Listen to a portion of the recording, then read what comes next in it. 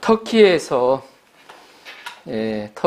선교하던 선교사 한 분이 그 현지인들에게, 터키인들에게 예수님의 부활을 설명하려고 여러 가지 예를 쓰다가 한 가지 지혜를 생각해 냈습니다. 그러다가 이런 얘기를 했다고 합니다. 나는 여행하고 있습니다. 길을 가는데 두 갈래 길을 만났습니다. 어느 길이 내가 목적하는 곳으로 갈 수 있는 길인지 알 수가 없었습니다. 누군가에게 길을 물으려고 하다가 두 사람을 만났다고 합니다. 그런데 한 사람은 살아있는 사람이요, 또 한 사람은 죽어있는 사람입니다. 내가 누구에게 길을 물어야 하겠습니까? 산 사람입니까? 죽은 사람입니까? 그러자 그들은 말하기를 그야 물론 산 사람에게 물어야 하지 않겠습니까? 라고 말했다고 했습니다. 그렇다면 어찌 내가 살아계신 예수님께 찾아가지 않고 죽어버린 마음햇을 찾아가겠습니다. 라고 말했다고 합니다. 예수 그리스도의 부활에 관해 인도의 전 총리 네루는 다음과 같이 말했습니다. 수천 년 세월이 흐르는 동안 인도의 종교들은 사람들로 하여금 땅을 개간하고 집을 짓고 늪지를 메우고 댐을 건설하도록 자극하지 못했다. 그러나 그것을 교회가 하고 있다. 그런 점에서 교회는 칭송받아 마땅하다는 것을 인정해야 한다. 교회는 세계 도처에서 인간의 짐을 덜어주려고 노력해왔다. 교회가 인간을 자극하고 이끌었던 힘의 근원은 바로 예수 그리스도의 부활이었다. 옥스퍼드 대학의 역사학 교수였던 유명한 아놀드 토윈비, 토마스 아놀드는 말하기를 나는 여러 해 동안 과거의 역사를 연구하고 그 사실을 조사하고 이에 대하여 기록한 문헌과 유물을 고증하여 그 사실 여부를 조사하여 오는 중이다. 그런데 하나님께서 우리에게 주신 표징, 곧 그리스도가 죽으셨다가 다시 살아나셨다는 사실보다 더 분명하고 완전히 이해할 수 있는 사실을 인류 역사에서 나는 보지 못하였다고 하였습니다. 오늘 말씀은 부활의 승리를 말씀하고 있습니다. 여기 제목에서 나오죠? 승리하신 예수님이라고 나옵니다. 예수님이 승리하셨기 때문에 우리도 승리합니다. 여러분에게 한 가지 질문을 드리겠습니다. 여러분의 마지막이 정말로 승리로 끝난다면 여러분들의 기분이 어떻겠습니까? 그동안은 실패도 하고 그러지만 마지막이 승리가 된다면 그 기분이 어떻겠습니까? 예수님이 다시 오시는 날 신자들은 사망을 이기고 최후 승리를 얻게 됩니다. 이것은 약속입니다. 바울은 최후 승리를 믿는 자들이 어떤 삶을 살아야 하는가, 또 왜 그런 삶을 살아야 하는지를 결론적으로 오늘 말씀에서 말씀하고 있습니다. 오늘 말씀을 통하여 예수님의 재림을 통하여 부활할 소망에 대해서 묵상하며 내가 현재 어떤 삶을 살아야 하는가 묵상하며 은혜 받는 시간이 되시도록 기도합니다. 아멘. 50절을 보십시오. 50절 함께 한번 읽어보겠습니다. 50절 시작. 형제들아 내가 이것을 말하노니 혈과 육은 하나님 나라를 이어받을 수 없고 또한 썩는 것은 썩지 아니할 것을 유업으로 받지 못하느니라. 아멘. 분명히 여기서 혈과 육은 우리의 육체를 뜻하죠. 우리의 어때요? 육체를 뜻합니다. 하나님 나라를 이어받을 수가 없어요. 우리는 저번 주 부활한 모습은 어떤 모습으로 변화되는가 하는 내용을 함께 나누었습니다. 바로 하늘 맞춤형, 땅에도 땅의 맞춤형 모습이 있듯이 바로 하늘 맞춤형 모습으로 변화된다는 내용이었습니다. 오늘 말씀도 동일한 말씀이 계속됩니다. 인간이 죽으면 우리의 이 살과 뼈는 다 썩어져 없어집니다. 저희 아버지도 한번 이렇게 돌아가셔가지고 무덤을 이렇게 해서 다시 이장을 한 때가 있었는데 보니까 뭐 다 썩은 모습이 드러났습니다. 이 썩어져 없어집니다. 그래서 우리의 육체는 하나님 나라를 유업으로 받을 수가 없어요. 이 단적인 한 가지 예를 들면 우리가 지금 가지고 있는 몸으로 달나라에 갈 수 있습니까? 달이라고 그래야죠. 달에 갈 수 있습니까? 마찬가지로 달나라에 살 수 있는 우주복을 입어야 달나라에 갈 수가 있습니다. 마찬가지로 하나님 나라에 들어가기 위해서는 하나님 나라에 맞는 부활의 몸을 덧입어야 합니다. 바울은 우리가 하늘에서 살기 합당한 부활 영체로 변화될 것을 증거합니다. 그러면 이처럼 엄청나고 영광스러운 사건이 언제 일어나는 것입니까? 51절을 보십시오. 51절. 보라, 내가 너에게 비밀을 말하노니 우리가 다 잠잘 것이 아니요 마지막 나팔에 순식간에 홀연히 다 변화하리니. 우리가 비밀을 말할 때는 큰 소리로 얘기를 별로 안 하죠. 내가 너한테만 비밀 얘기할게. 조용히 얘기를 합니다. 내가 너에게, 사도 바울이 고린도 성도들에게 비밀을 얘기를 해줍니다. 비밀은 사실이지만 아직 공개되지 않은 것을 말합니다. 다수가 아니라 소수가 하는 것을 말합니다. 바울은 고린도 성도들에게 이 비밀을 알려줍니다. 예수님의 부활을 믿는 자들에게만 가르쳐 주시는 비밀입니다. 그 비밀은 바로 예수님의 재림에 관한 것입니다. 예수님의 재림을 알리는 천사장의 나팔 소리가 날 때 우리가 다 홀연히 순간적으로 다 변하게 된다는 것입니다. 오늘 말씀에 나오죠.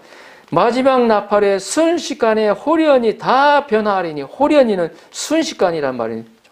순식간에 홀연히 다 변화한다고 그랬죠. 예수님의 천사의 나팔 소리가 울려 퍼집니다. 빰빠라밤 빰빠라밤 빰빠라밤 빰빰빰빰빰빰. 예, 제가 좀 잘 못하지만 어떤 나팔이 울려 퍼질까?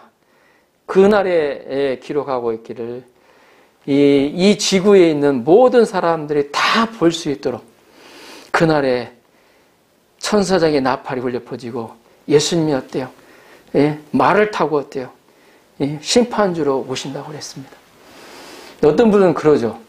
우리 이제 이성으로 생각하기에는 지구는 둥글잖아요. 둥근데 어떻게 지구에 있는 모든 사람들 순식간에 그걸 다 볼 수 있냐 이 말이죠. 우리 이성으로는 안 되죠. 왜 그러냐면 해가 비치는 부분은 낮이 되고 그 뒷면은 밤이 되잖아요. 그와 마찬가지로 보면 어떻게 이 둥근 것이 한꺼번에 다 볼 수 있느냐. 볼 수가 없어요.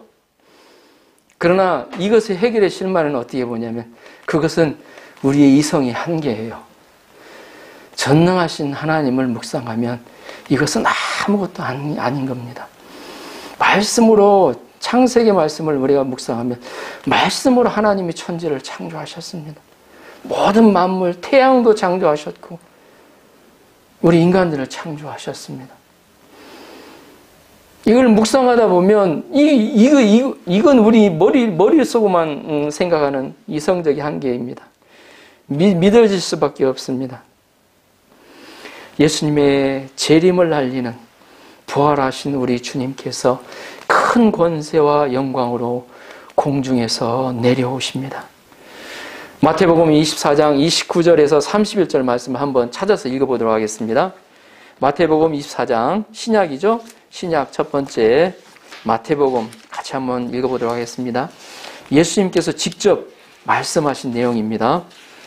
마태복음 24장, 신약 41페이지네요.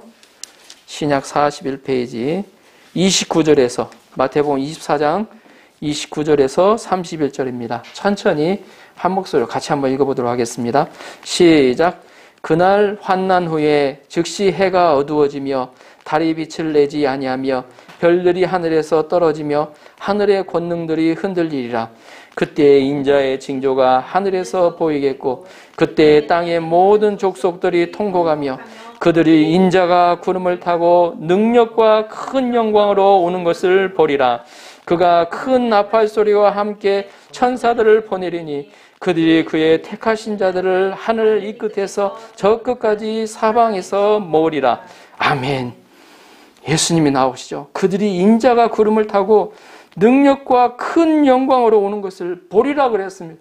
다 본다고 그랬습니다.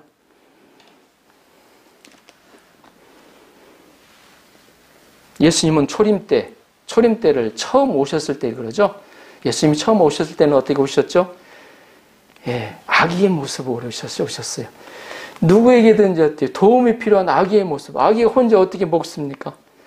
가장 연약한 모습으로 이 땅에 오셨어요. 또 가장 연약한 모습으로 오셨지만 또 가장 누추한 곳으로 오셨죠. 마구간에 오셨어요. 또 무기력한 모습으로 십자가에서 죽으셨습니다. 그러나 재림하여 오실 예수님은 더 이상 연약한 모습이 아닙니다. 재림하여 오실 예수님은 영광스러운 모습으로 하늘의 형상을 입고 나팔수들과 천사들을 대동하여 오십니다. 머리에는 금면류관을 쓰시고 가슴에는 금띠를 띠시고 그 오른손에 7뼈를 쥐시고 해처럼 밝은 광채와 함께 오십니다. 그날 예수님은 우리 각자의 이름을 부르십니다. 예수님을 믿고 잠자는 성도들을 부르십니다. 그날에 자기 이름이 불려지는 사람은 가장 크게 기뻐할 것입니다. 그러나 자기 이름이 불려지지 않으면 그들은 둘째 부활에 참여하여 하나님의 심판을 받게 되어 있습니다. 슬피 울며 이를 갈게 될 것입니다. 52절, 53절을 보십시오. 같이 한번 읽어볼까요? 같이 한번 시작. 나팔 소리가 나매 죽은 자들이 썩지 아니할 것으로 다시 살아나고 우리도 변화되리라. 이 썩을 것이 반드시 썩지 아니할 것을 입겠고 이 죽을 것이 죽지 아니함을 입으리로다. 아멘. 죽은 자들이 썩지 아니할 것으로 다시 살아난다고 우리도 변화되리라고 기록되고 있습니다. 마지막 나팔이 울릴 때입니다. 눈 깜짝할 사이에 호련히 변화가 일어납니다. 나팔 소리가 나면 죽은 사람은 썩지 않을 몸으로 다시 살아나게 됩니다. 우리는 변화할 것입니다. 우리의 썩을 몸이 하나님 나라에 가기 위해서는 썩지 않을 것을 입어야 하고 우리의 죽을 몸이 죽지 않을 것을 입어야 합니다. 이스라엘 백성은 여리고성을 매일 한 바퀴씩 돌아왔습니다. 그리고 마지막 날 7바퀴를 도고 크게 나팔을 불고 크게 소리쳤죠. 그러자 성이 어때요? 와르르 무너져 내렸습니다. 그와 같이 우리의 몸도 이 나팔 소리가 나면 갑자기 변화될 것입니다. 그날의 주 안에서 죽은 자들이 다 일어나서 신령한 모습으로 하늘에 들려 올라가 주님을 맞이하게 될 것입니다. 우리는 세상 사람들과 똑같이 밥 먹고 또 똑같이 전차 타고 똑같은 학교에 다니고 직장을 다니지만 근본적으로 다른 것이 있습니다. 그것이 무엇입니까? 우리는 그리스도의 부활 생명을 가지고 있다는 것입니다. 우리는 비밀된 소망을 가지고 살아가고 있습니다. 세상 사람들은 이 땅에 사는 날 동안 어떻게 하면 더 좋은 집에서 더 좋은 음식을, 더 맛있는 음식을 먹으며 더 안락하고 더 즐겁고 더 화려하고 멋있게 살아갈까? 더 좋은 집에 살까? 더 넓은 집에 살까? 거기에 관심이 많습니다. 그러나 우리에게 이 땅의 삶은 나그네 인생길이라는 것을 기억해야 합니다. 이 땅에 잠시 소풍 와서 살다가 주님의 호령소리 방파레가 울리면 얼른 자리를 정리하고 부활 고속열차를 타고 천국 본향으로 올라갈 사람들입니다. 그렇기 때문에 우리는 근본적으로 이 세상의 일들에 연연하지 않습니다. 현재의 모습이나 지위, 인정이나 인기, 사람들의 평가나 평판에 얽매이지 않습니다. 우리가 정작 고민해야 할 것은 장차 주님의 재림 나팔 소리가 울려 퍼졌을 때 내가 과연 들림을 받을 수 있을까? 내 이름이 과연 호명될 것인가? 주님께 어떤 상을 받을 것인가? 주님 앞에 섰을 때 부끄럽지 아니하고 당당하게 서서 주님, 제가 이 땅에 서서 살면서 주와 복음을 위해 충성을 다하다 왔습니다. 이렇게 대답할 수 있는가? 주님으로부터 잘하였다, 충성된 종아, 생명의 면류관을 받으라. 이처럼 주님께 칭찬받는가? 그렇지 않은가가 중요할 뿐입니다. 예, 어떤 목사님의 간증을 들은 적이 있습니다. 죽음을 앞둔. 그분의 하시는 말씀이, 예, 목사님으로 사셨기 때문에 뭐 천국 가는 것은 당연하다 생각하시겠잖아요, 보면. 그런데, 예, 마지막, 정말 죽음 앞에 딱 섰을 때, 예, 고민하는 것이 뭐냐면, 내가 과연 주님 앞에 들림 받을 수 있을까? 내가 주님을 기쁘시게 하면서 살아왔을까? 그거에 대해서 고민한다고 합니다. 저도 그렇게 고민이 됩니다. 사실 보면. 자, 54절 한번 보십시오. 54절. 이 썩을 것이 썩지 아니함을 입고 이 죽을 것이 죽지 아니함을 입을 때에는 사망을 삼키고 이기리라고 기록된 말씀이 이루어지리라. 아멘. 이 썩을 것이 썩지 아니함을 입고 이 죽을 것이 죽지 아니함을 입을 때에는 사망을 삼키고 이기리라고 기록된 말씀이 이루어지리라. 이 기록된 말씀이 이사야 25장 8절을 인용한 것입니다. 예. 자, 이 말씀 한번 찾아볼까요? 자, 구약 995페이지입니다. 구약 995페이지 이사야 25장 8절입니다. 구약 995페이지 이사야 25장 8절에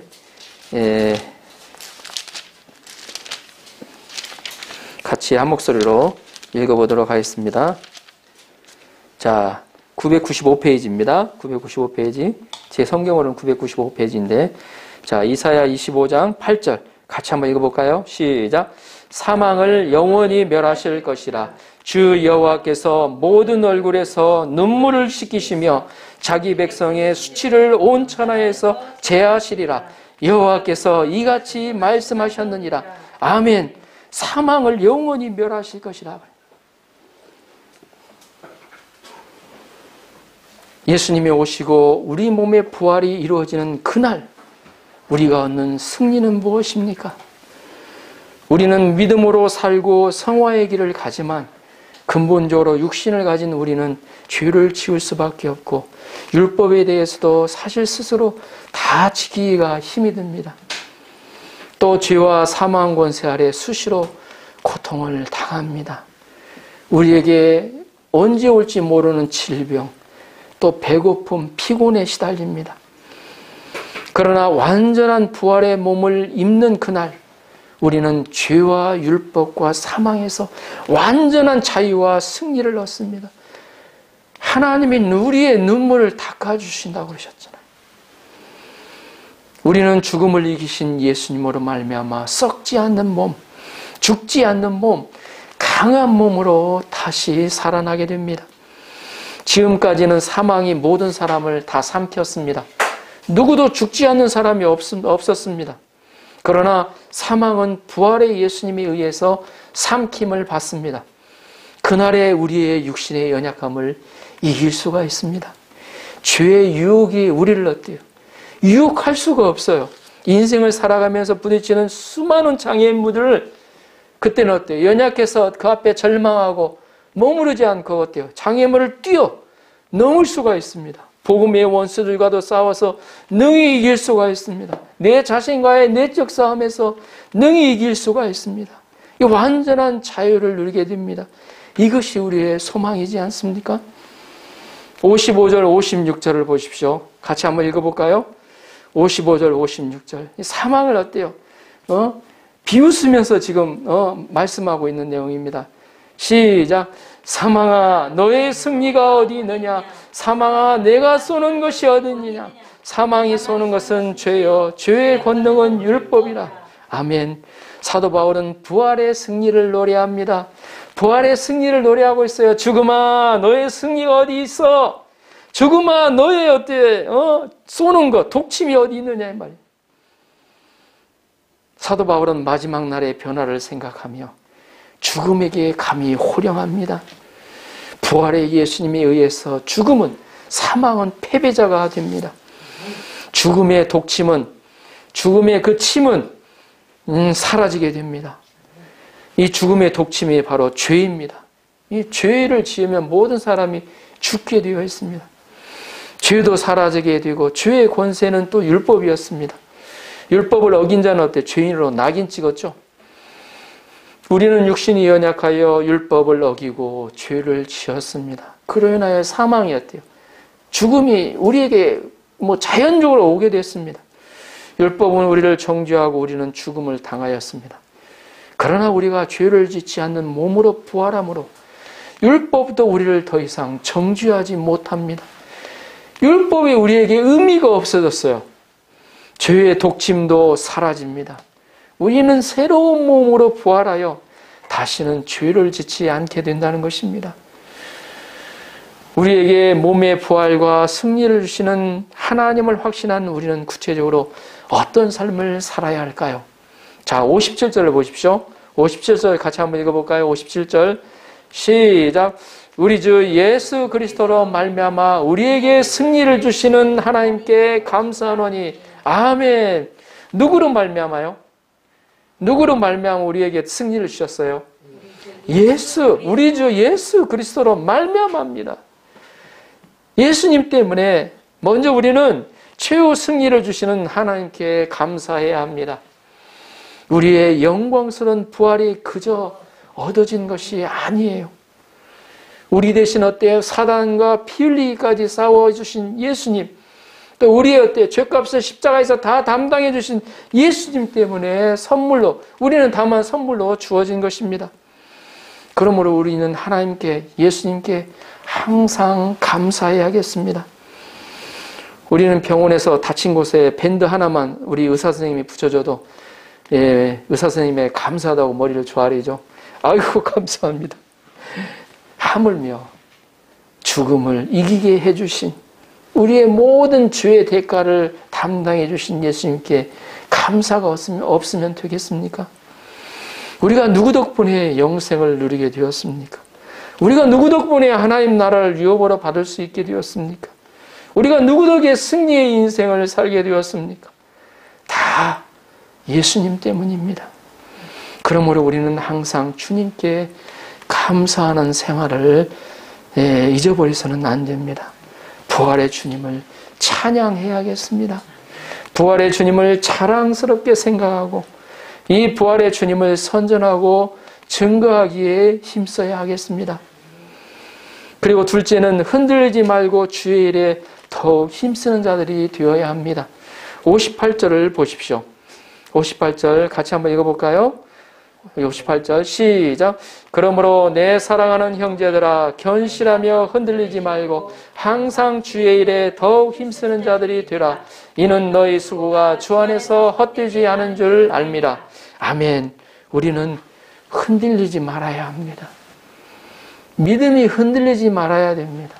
하나님을 신뢰하는 그 믿음이 흔들려서는 안 돼요. 그 당시 영지주의나 율법주의에 흔들렸던 그들의 모습을 사도 바울이 어때요? 권면하고 있습니다. 요즘은 어떻습니까? 황금만능주의, 개인주의, 이기주의에 우리가 흔들리지 말아야 한다는 것입니다. 우리는 하나님 없이도 잘 먹고 잘 사는 사람들을 보면 부러운 생각이 들 때가 있습니다.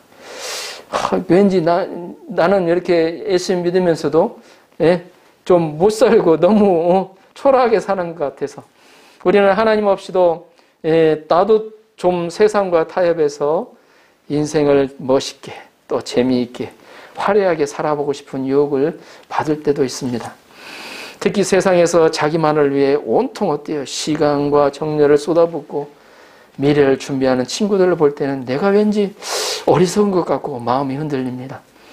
그러나 우리는 복음신앙에 견고히 있어서 흔들리지 말아야 합니다. 사단의 속임수에 속지 말아야 합니다.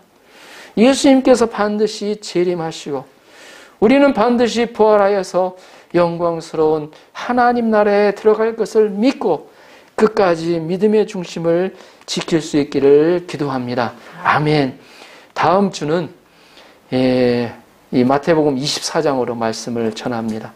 마지막의 때 이 종말론적 신앙이라고 하거든요. 지금은 종말론적 신앙이 필요한 때예요. 이 종말론적 신앙이 바로 재림하실 예수님을 기다리며 우리가 어떤 자세로 살아야 되는가 다음 주 말씀에서 우리가 함께 나누게 될 것입니다. 바울은 마지막으로 주의 일에 항상 더욱 힘쓰는 자가 되도록 결론을 맺고 있습니다.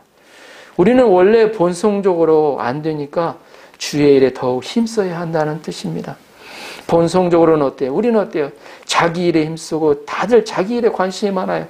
자기밖에 몰라요. 예, 본성적으로. 이 땅에 사는 날 동안 자기 왕국을 가꾸기 위해서 열심히 머리를 굴리고 돈을 굴리고 악재같이 긁어모으며 아주 표독스럽게 인생을 살아갑니다. 그러나 우리의 소망은 장차 하나님 나라를 유업으로 받는 것이기 때문에 주의 일에 항상 더욱 힘쓰는 자가 되어야 하겠습니다. 하나님 나라 건설에 힘쓰는 자들이 되어야 합니다. 일본에 어때요? 하나님 나라 확장 역사에 쓰임받는 소원을 가져야 합니다. 자기 일, 세상 일을 지내놓고 보면 허무하기 그지없습니다. 예, 없어지기 시작하면 일순간 없어져요. 예, 우리 동일본 대지진 사건을 보면 알잖아요.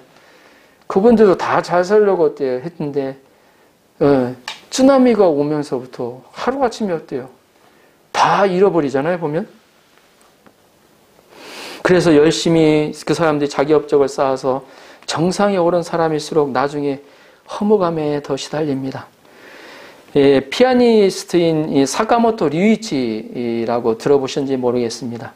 일본인 피아니스트이자 현대음악가로 미국 뉴욕에서 주로 활동해온 그의 곡은 한국에서도 인기가 높습니다. 일본에서도 아주 유명한 사람입니다. 그의 이름을 모를 수는 있지만 그의 음악은 한 번쯤은 들어봤을 정도입니다.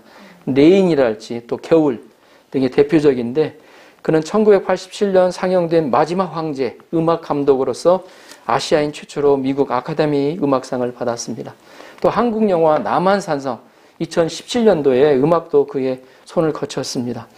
이런 그가 인터뷰에서 고백한 말이 저의 마음에 작은 울림이 되었습니다.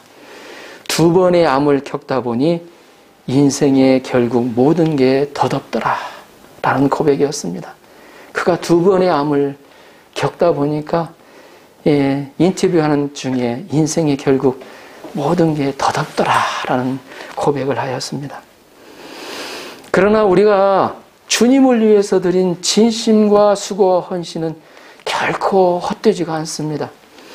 일본의 영적 부흥을 위해 매주마다 드리는 짧은 기도도 주님께서 사용하십니다. 나의 이웃을 위해 남모르게 드리는 구제와 헌신은 장차 하나님 나라에서 다 보상을 받을 수가 있습니다. 우리의 모든 것은 하나님 나라, 하늘나라의 레벨을, 등급을 올리는 것입니다. 또한 이 땅에 사는 날 동안에는 생명의 열매를 풍성히 맺을 수가 있습니다.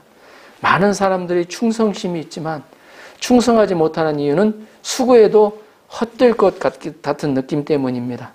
그러나 우리가 씨를 뿌리면 반드시 하나님이 거두시고 주 안에서 우리의 수고와 믿음을 헛되게 안 하시고 다 기억하신다는 믿음을 가지셔야 합니다. 주님은 말씀하십니다. 마태복음 25장 34절에서 40절까지 내 아버지께 복받을 자들이여 나와 창세로부터 너희를 위하여 예비된 나라를 상속받으라.